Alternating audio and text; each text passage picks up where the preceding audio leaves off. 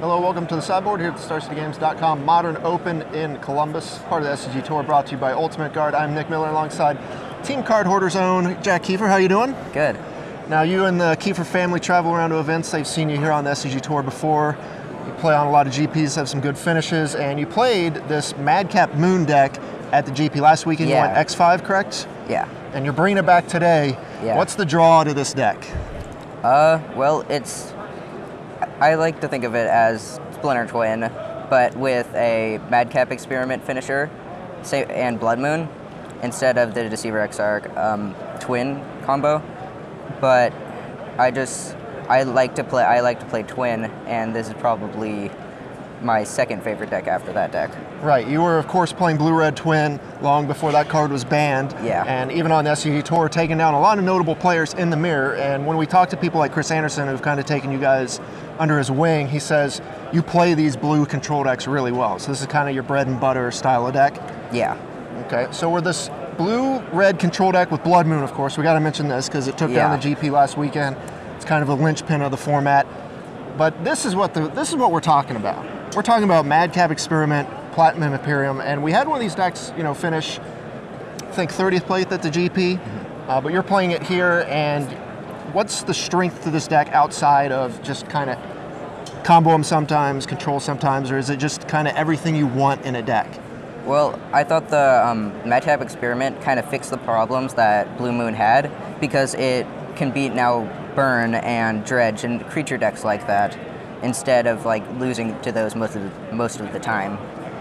And Blood Moon kind of beats the other decks most of the time too. Right.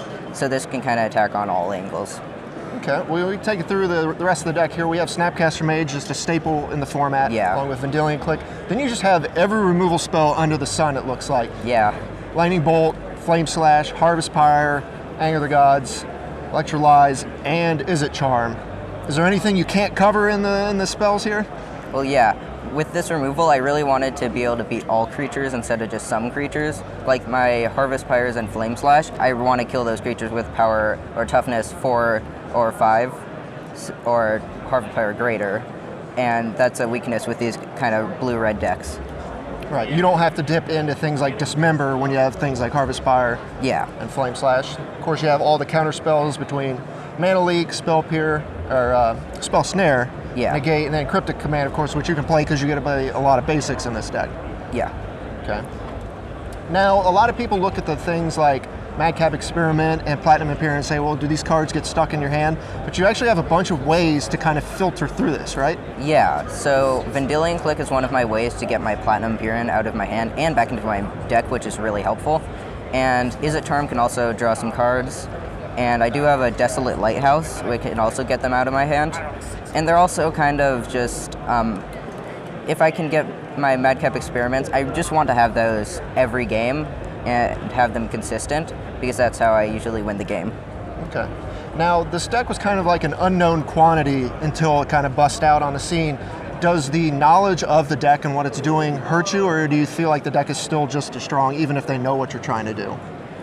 It's definitely harder to win if they have all their artifact or enchantment hate, but I can usually win, especially with my P and Kirans on the sideboard, which can help me win those games through all their hate for my Blood Moons and Platinum Imperiums. Right, is there any scenarios where you're kind of like taking out the combo altogether, expecting them to kind of overload to beat that, and then you're just beating them with creatures? Usually I take out 2 of my Madcap Experiments so I don't get too many in my hand, but I can also Snapcaster them so I can get the value off of having just the 2 Platinum Imperiums in my deck. Sure, making them having to deal with multiple copies of Madcap even when it's in your graveyard. Yeah. All right, take us to the sideboard because you got some spicy ones in here. Mainly little Eldritch Moon here. Yeah. Imprisoned in the Moon. Did not expect to see this card in Modern today. Yeah, it solves a lot of problems. Like, it's a removal, it's a take out their basic like Spreading Seas, and it just does everything against some matchups like Jund. Can also get their Lilianas, and yeah, it helps those matchups.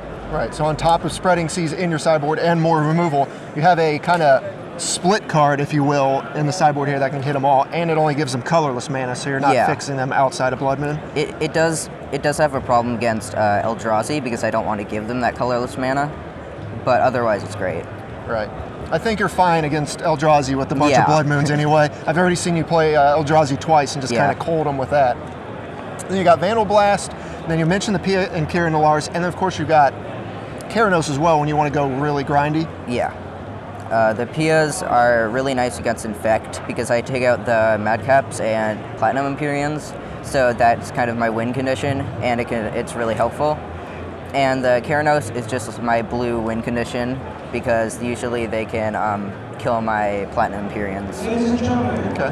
Now, despite your young age, you've been playing Modern for quite a while. Obviously, you've been playing a lot of Twin, and this is pretty much a pure control deck. So I feel like control is not dead. What do you think? Because a lot of people say Modern needs a control deck. Yeah, I don't think it's ever dead. There's always these decks, which are great with the right players and the right cards.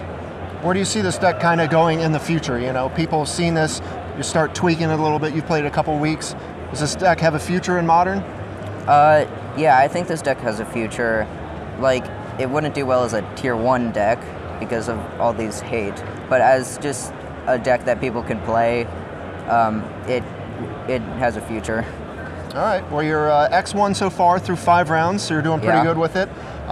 You're the only person on Card Hoarder playing this deck, I think, and you're looking pretty good. So we wish you the best of luck, Jack. Yeah. Thanks for joining me here on the sideboard. Stay tuned to StarCityGames.com all weekend long for the action here in Columbus.